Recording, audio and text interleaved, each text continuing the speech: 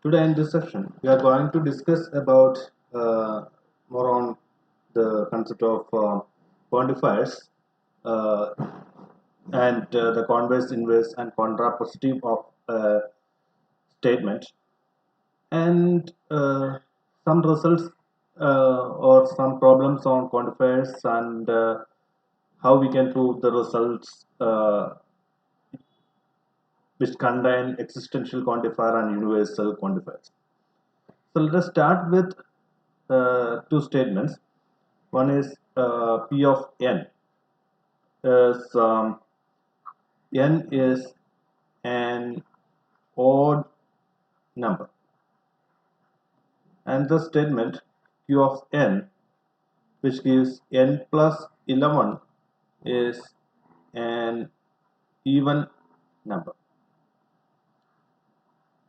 So here in these two statements, we have the variable n, which can take an integer value, and so by the way, I would like to define two more terms. The variables in an expression can be distinguished or can be classified into two categories. One is free variables and other one is bounded variable. The variable here n is a free variable because this n can vary freely through the universe of discourse, and root value of the open statement p of n depends on the value of n. That is, if n is equal to 2, then the truth value is false, and if n is equal to 3, then the truth value is 1, and so on.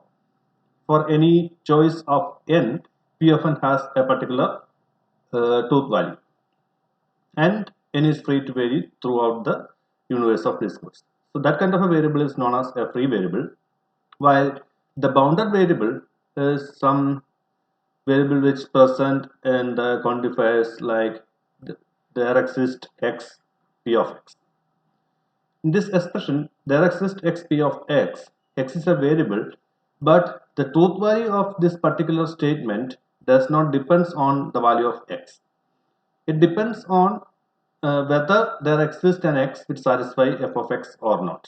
If there is at least one x which satisfies p of x, then this existential quantifier is true, and if not, it is false.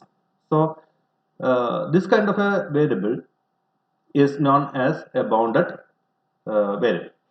So this is the classification of variables into free variables and bounded variables. Now here we have two open statements, and I'm going to state a result or theorem using these statements.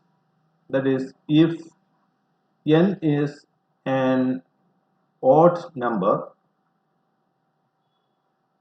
then n plus 11 is an even number. So this is a result, and we can symbolically write it as p of n. If p of n, then q of n, the conditional statement. So this is the conditional statement.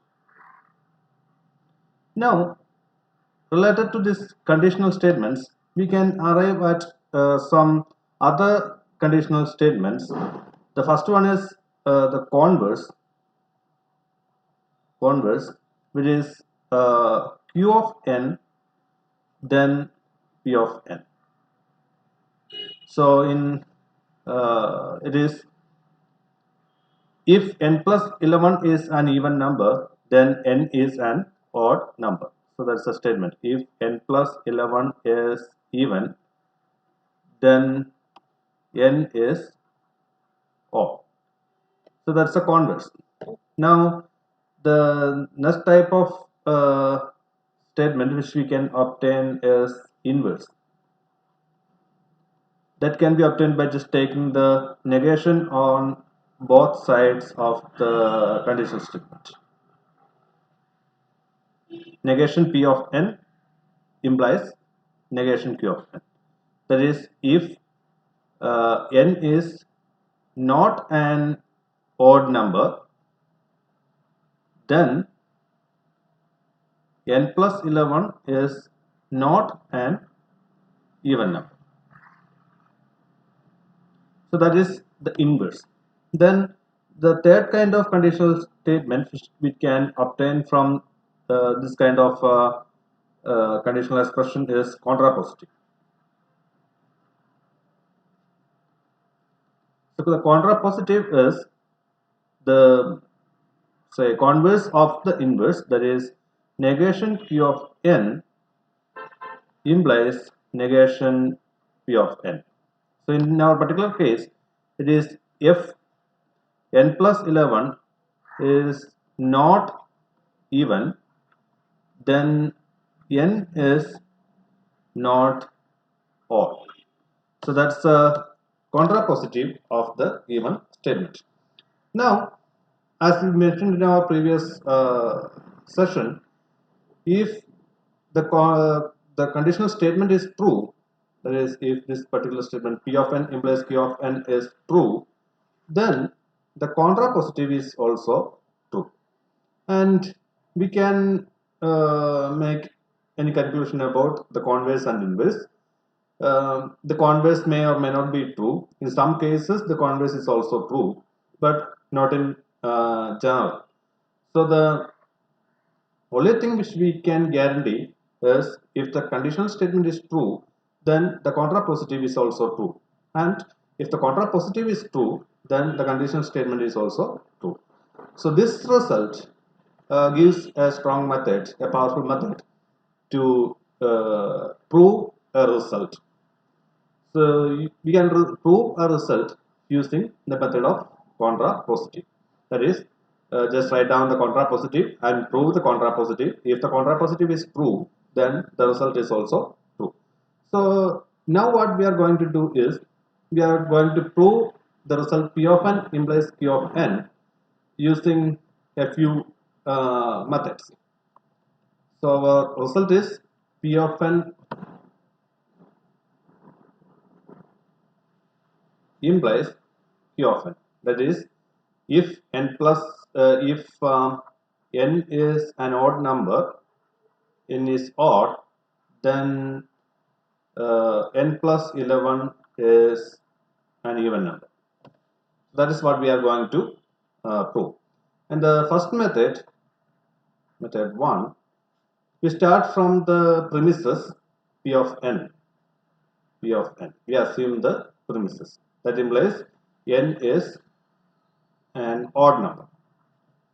That means n can be written as 2k plus 1 for some integer k. And that means n plus 11 is equal to 2k plus 1 plus 11, that is n plus 11 equal to 2k plus 12, that implies n plus 11 is equal to 2 into k plus 6. K is an integer, k plus 6 is another integer, into 2 means 2, n plus 1 is even, n plus 11 is even, and that is nothing but the conclusion here. So we can conclude that P of n implies Q of n. So this is our proof by direct method. We start from the premises and end up in the conclusion. So that's a straightforward method to prove a result. The second method is proof by contradiction. Proof by contradiction. So here we start from the hypothesis P of n, and we assume the negation of our conclusion. Hypothesis is a given thing, and we assume the negation of our conclusion. So the hypothesis is n is an odd number, and the negation of q of n. Q of n is n plus 11 is even, and its converse is n plus 11 is not even or it is odd.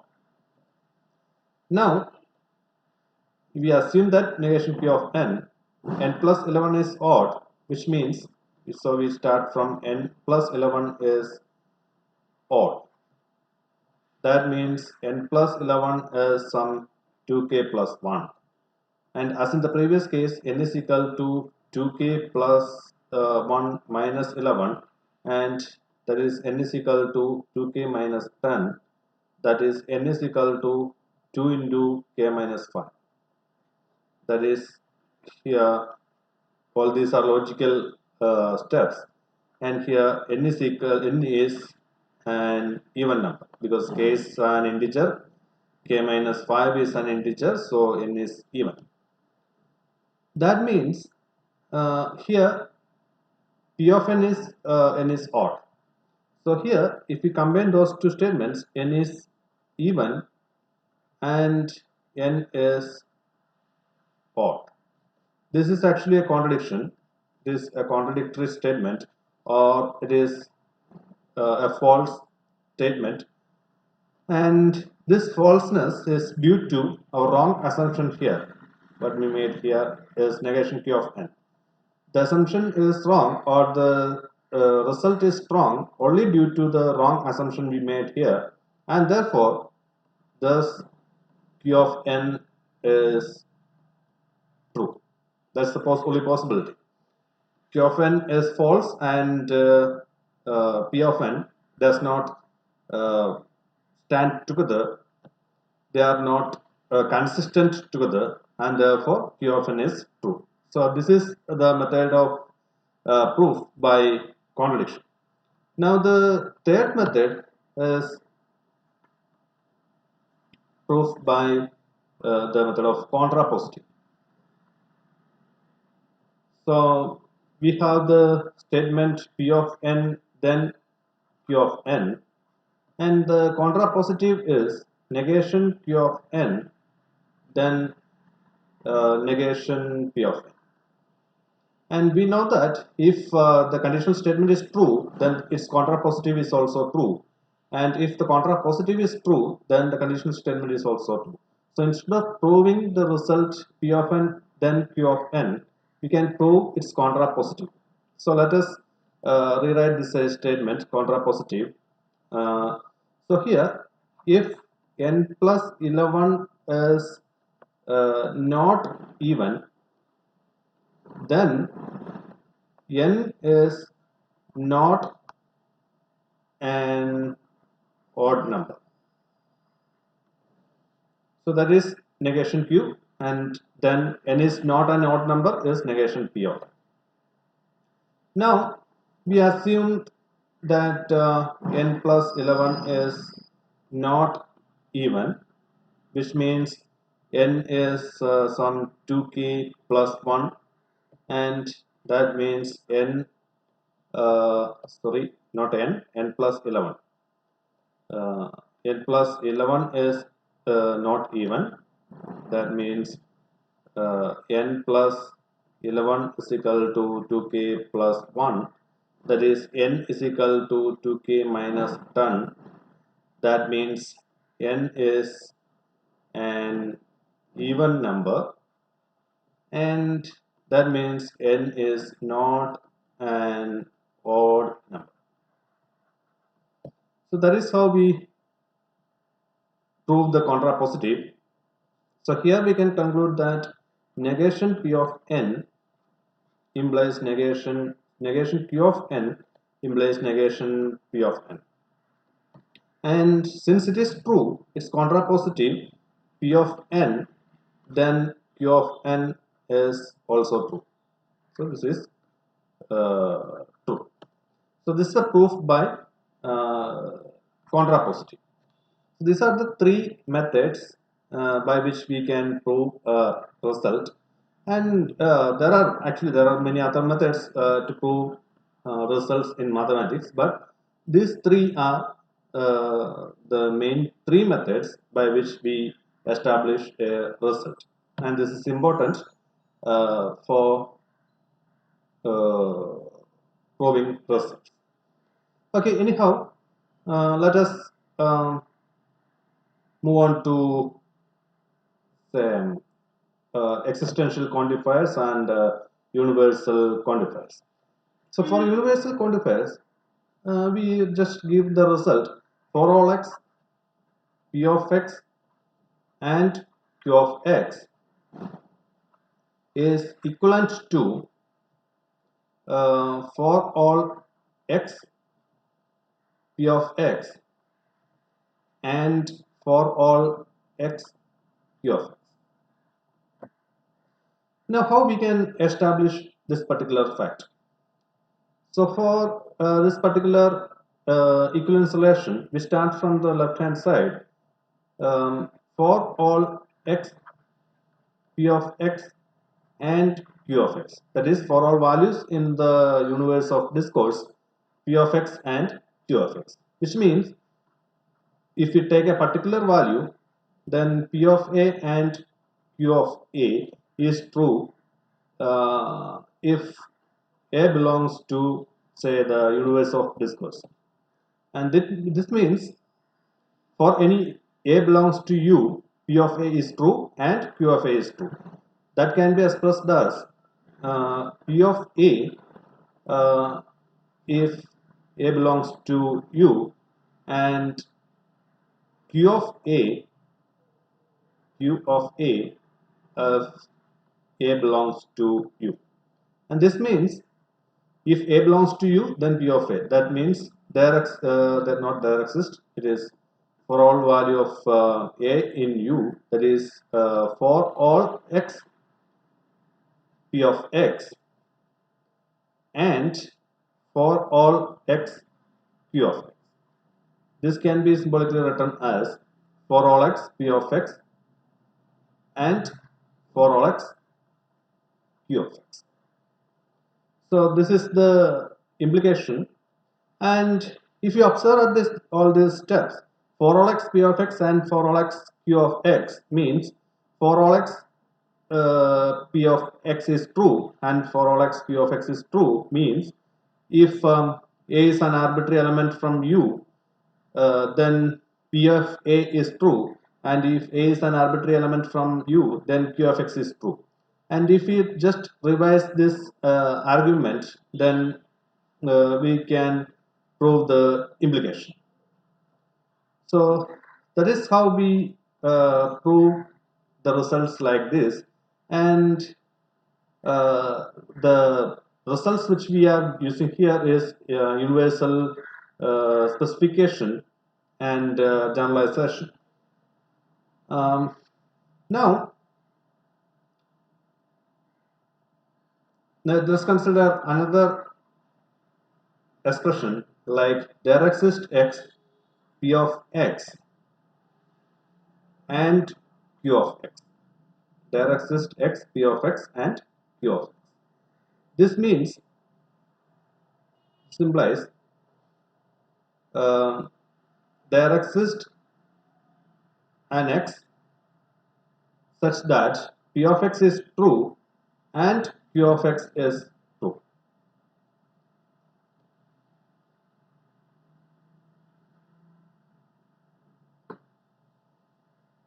So we can say that there exists a means there is at least one a belongs to the universe of discourse such that p of a is true and q of a is true. So for some a belongs to the universe of discourse, then this means there exists x, p of a, p of x, and there exists x, q of x, because a have both the qualification p and q. So this means there exists x, p of x, and there exists x, q of x.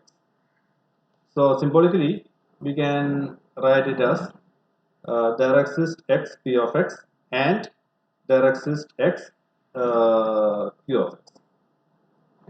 So this is the implication. Now, well, if you think about the converse of this particular result, if we try at the converse, the meaning of there exists x p of x and there exists x q of x. That implies there exists x p of x means there exists an a for which p of a is true. So this is p of a, and there exists another element, say b, such that q of b, and this a and b need not be equal. In some cases they are equal. If they are equal, then we can conclude that there exists x, p of x and q of x. But if they are not equal, then we cannot conclude that there exists x, p of x and q of x. So the converse is not true in general. So for example, if we consider the set of all the universe of discourse be the set of all straight lines in xy plane. Now let's consider the statement p of L as L is parallel to x-axis, and q of L is another statement. L is parallel to y-axis. Now, if we consider the set of all straight lines, then we can easily conclude that there exists x p of x, since there are lines parallel to the x-axis, and we can also write there exists x q of x. So if we combine those two statements, we can write there exists x p of x and there exists x q of x. So there exist straight lines which are parallel to x-axis, and there exist x lines which is parallel to the y-axis.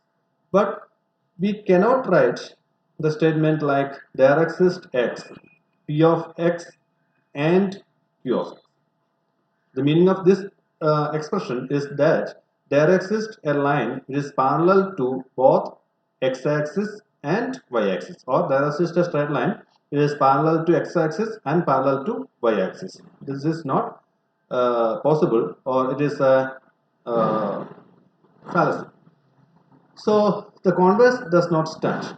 So here we establish or we discuss how we can prove the result, which include an existential quantifier and the case of implications and equivalence relations in logical expressions, which contains universal quantifiers and existential quantifiers. And at the same time, there are two more expressions which we already give in our previous session. That is, there exists x, p of x and q of x. This implies there exists x p of x and there exists x q of x. Then for all x p of x or q of x, this also implies there exists x p of x, sorry, for all x, not there exists, this is for all x p of x or for all x p of x. So if the statement p of x or q of x is true, P of x is Q of x, P of x or Q of x is true for all values of x, then what we can conclude is that for all x, not for all x, sorry, problem here. The statement is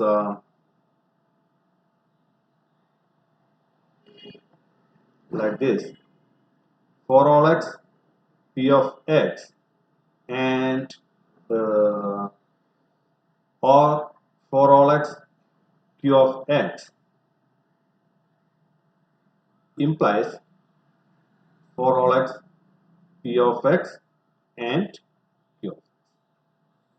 So this is another implication, and you can prove these two results. The first one is already established here, and the second one also proved using a similar type of argument. I recommend you to go through the proof of this particular expression.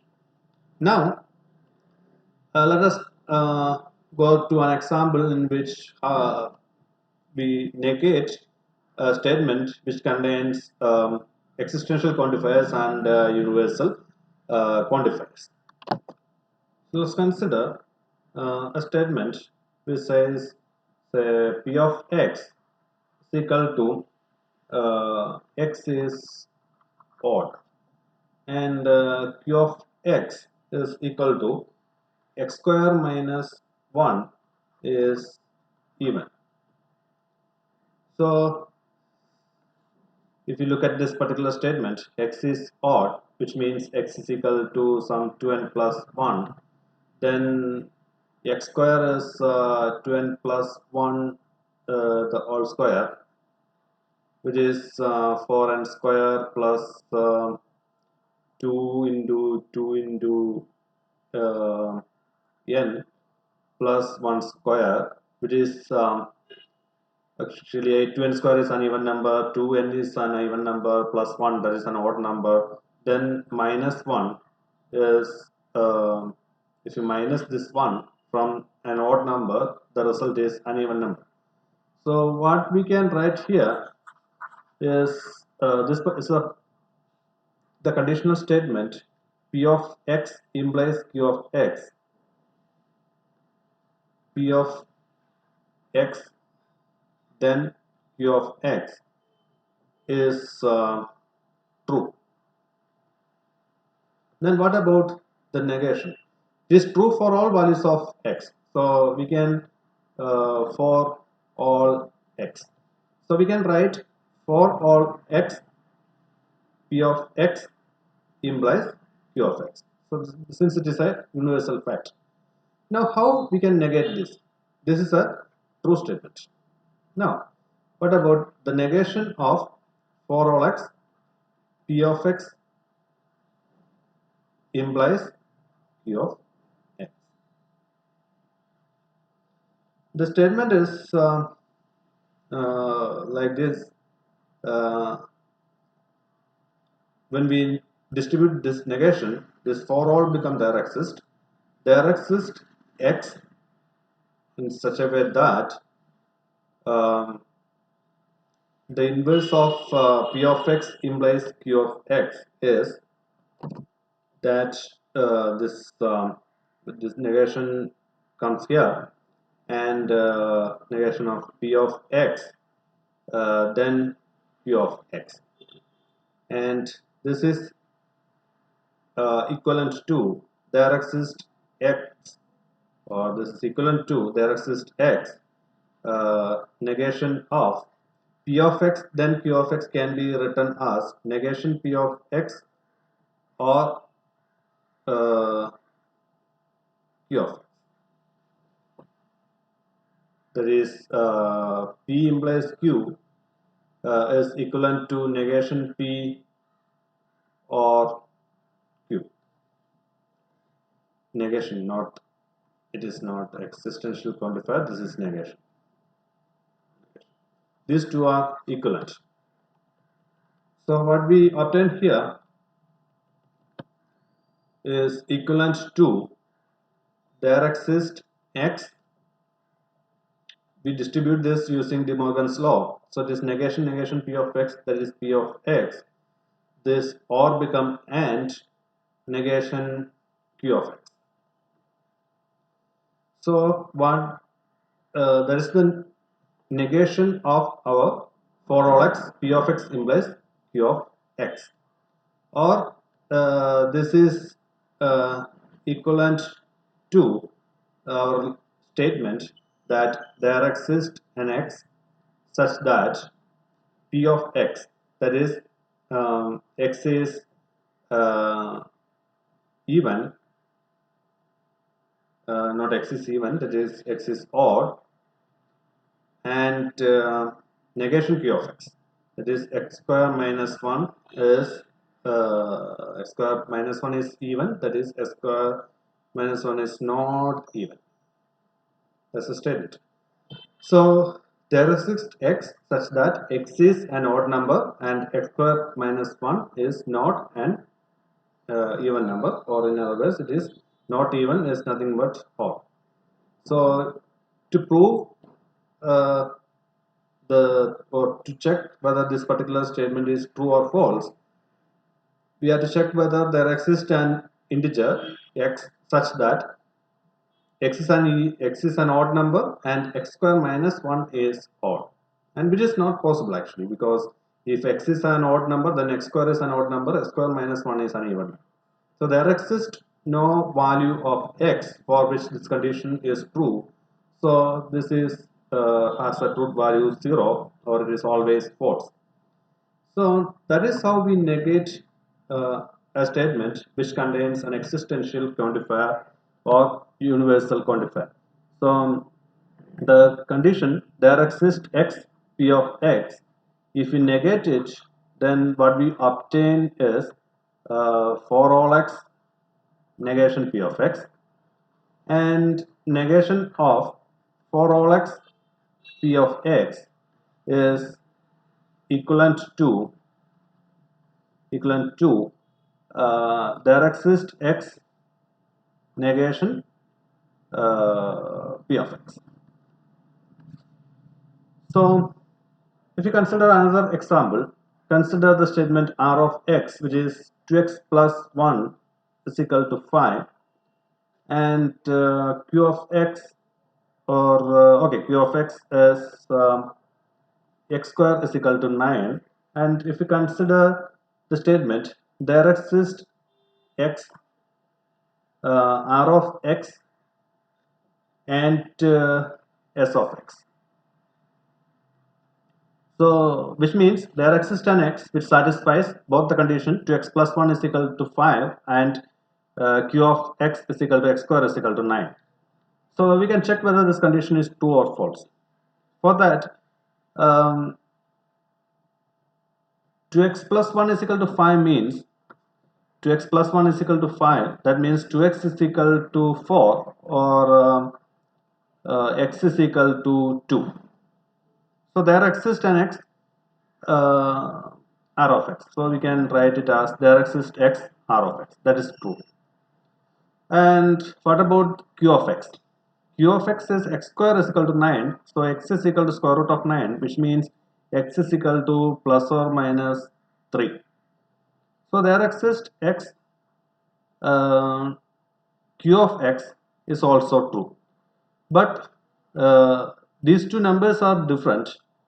And as we studied in our previous example, there exists no x which satisfies both the conditions simultaneously. There exist numbers which satisfy for the first open statement, and there exists x which satisfies the second statement q of x, and there exists no x which satisfy both the first and second statements simultaneously. So this statement is false, so its truth value is 0. Now, how we can negate it? If we negate negation, there exists x, r of x, and q of x is equivalent to for all x,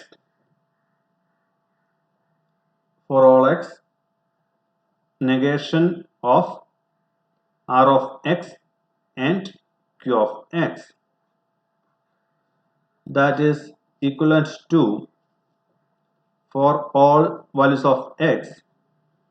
Here we have to use the De Morgan's law, and what we get is negation R of x or negation Q of x. That is, what we arguing here is for all values of x, from the real number system, negation R of x, 2x plus 1 is not equal to 5, or x square is not equal to 9. X square is not equal to 9. So for all real numbers, either 2x plus 1 is not equal to 5, or x square plus x square is not equal to 9, or both will happen. So if we closely examine this particular set of conditions, uh, there is only a particular number 2 for which 2x plus 1 is equal to 5, and for that particular number the second condition is 2. 2x x square is equal to 4, and that is not equal to 9. And for those values of x for which x square plus x square is not equal to 9 is false, that is x square is equal to 9, or when x is equal to plus or minus 3, the first condition is true. So for all values of x, either the first condition or the second condition is true, and therefore this has a truth value 1. So here the original statement has a truth value 0, and the conclusion has a truth value 1. And this is how we negate a statement which contains universal quantifiers and existential quantifiers. So now let us consider a statement which contains two variables p of x, y, which says say y minus x is equal to y plus x square. So it contains two variables, and the universe of discourse is the set of all integers, all integers. Now, from this statement, let us consider some particular cases. So first one, p of 0, 0. So the truth value of this particular statement, this is an open statement, and the truth value depends on the value of x and y. So when you consider p of 0, 0, so x is equal to 0 and y is equal to 0. When we put x is equal to 0 and y is equal to 0, what we get is 0 is equal to 0. Therefore, it is a true statement. Now, let us consider one p of 1, 1, whether it is true or false. It is when we substitute x is equal to 1, y is equal to 1, so it is 1 minus 1 is equal to 1 plus 1. 1 plus 1 is 2, 1 minus 1 is 0, 0 is equal to 2, that is false. So it is a false statement. So depending on the value of x, the truth value of the statement, open statement, changes. And in this statement, this x and y are free variables. Now, let us consider another statement like for all y, p of 0y. So here we fix the value of one variable x, and y remains as a variable. So when x is equal to 0, it becomes y minus 0 is equal to y plus 0. So y is equal to y. So for all values of y, y is equal to y. So this statement given here, it is a true statement. Let's consider a similar one as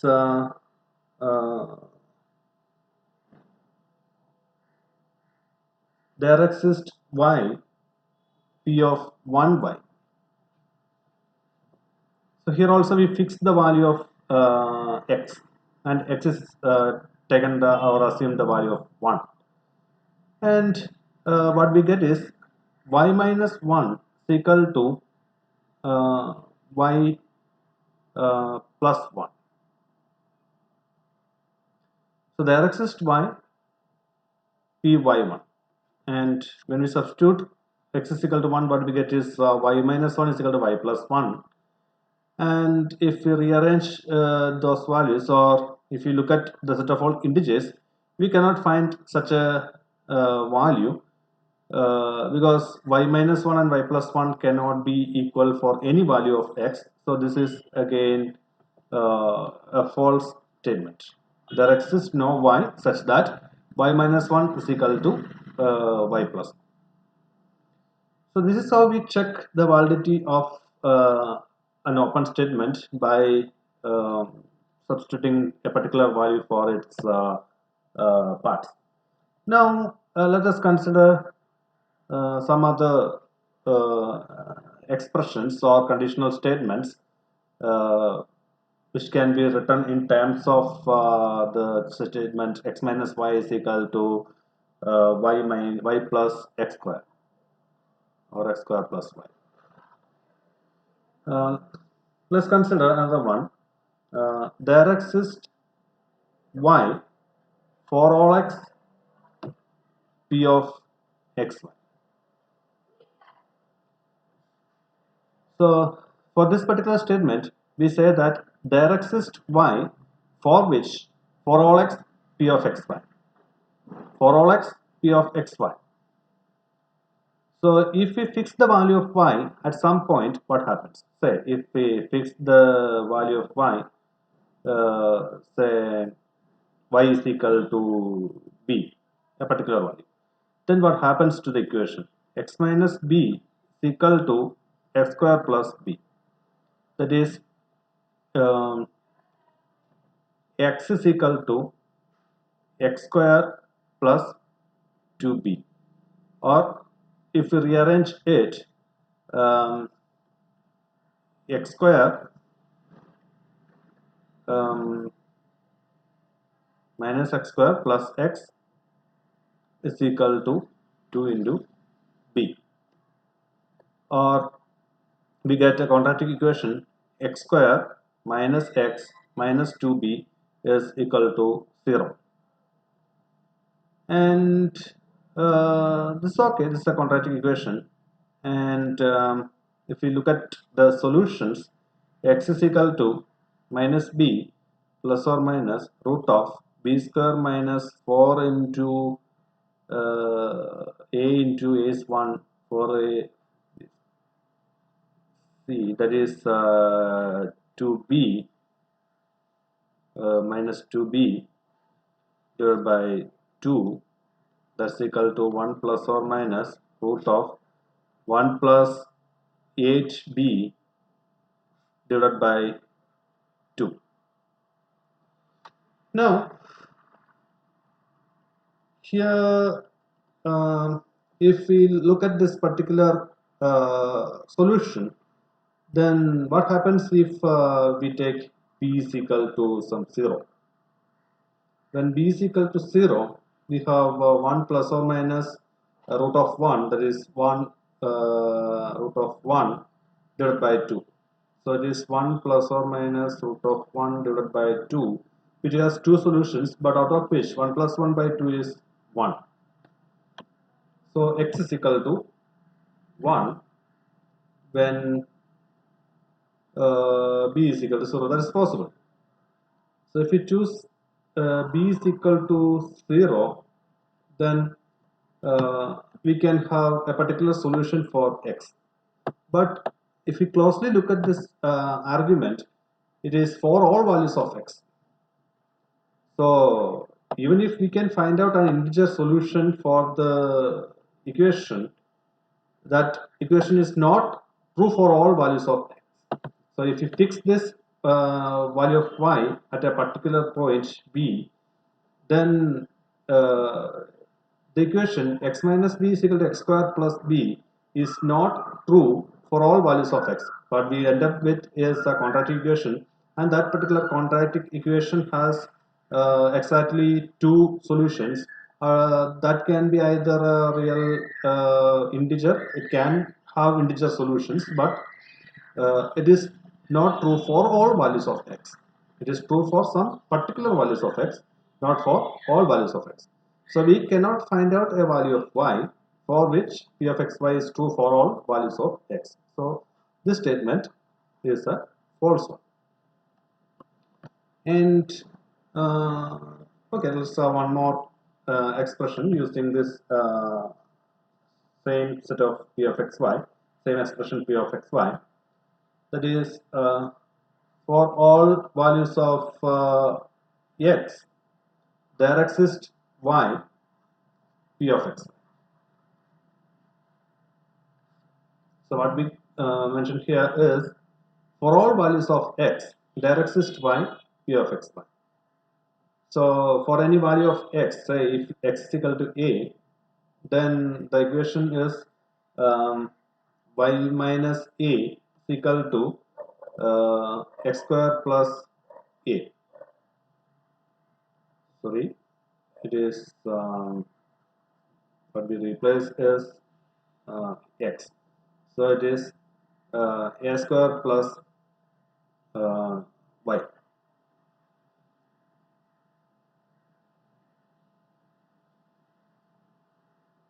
So can you find out a y which satisfies this condition? Y minus a is equal to a square plus y. Obviously, these two equations are not consistent at the same time. So, so here these two equations are not consistent together. So we cannot find out a y corresponding to the arbitrarily picked value of x. So whatever be the value of x, okay, for some particular values it's possible, because if we choose a is equal to 0, this is possible, but not for all values of x. For some particular values of x, we can find out values of y for which the statement is true, but not for all values of x. So if x is equal to 0, this equation will hold, but that is useless in our case. So it is again a false statement. Now consider another one, like for all y, there exists x p of x. What does it mean?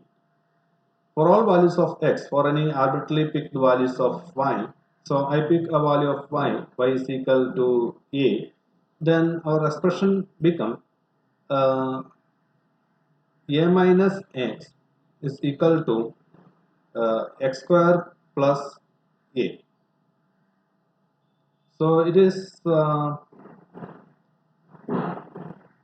y a is arbitrary, and obviously this a and a will get cancelled, and what we get is minus x is equal to x square, or this will lead to a quadratic equation, x square plus x is equal to 0, or x into x plus 1 equal to 0, and it has two solutions, x is equal to 0 and x is equal to minus 1. So there are two solutions, and it is not true for all values of x. For a particular value of a,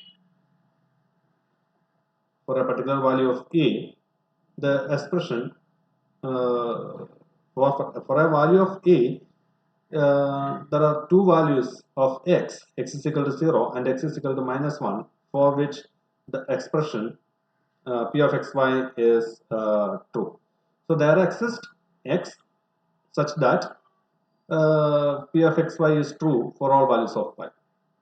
So when x is equal to 0, for all values of y, the expression is true, and for x is equal to minus 1, when x is equal to minus 1, what we get is minus 1 minus x is equal to x square minus this minus 1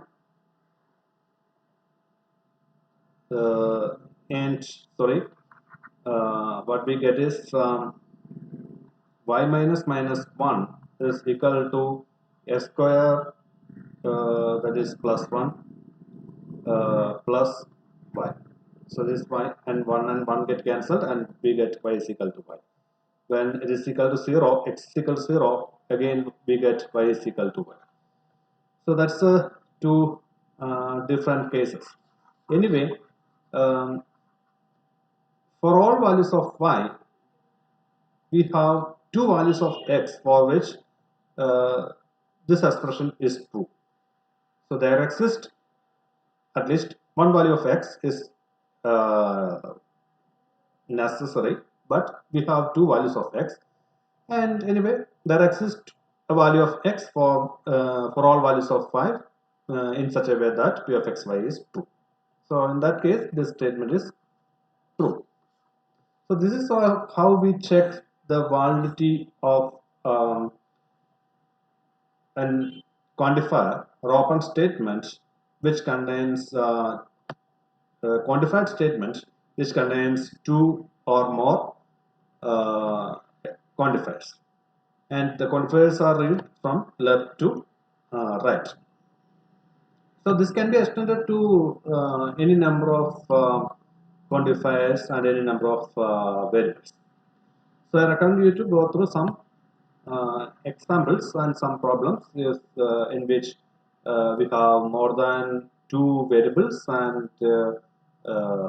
by negating statements which contains more than two variables and more than two quantifiers, and try to negate statements which contains more than two quantified statements, etc. Okay, for the time being that's enough, and we will meet again with some other topic in our next section. Thank you.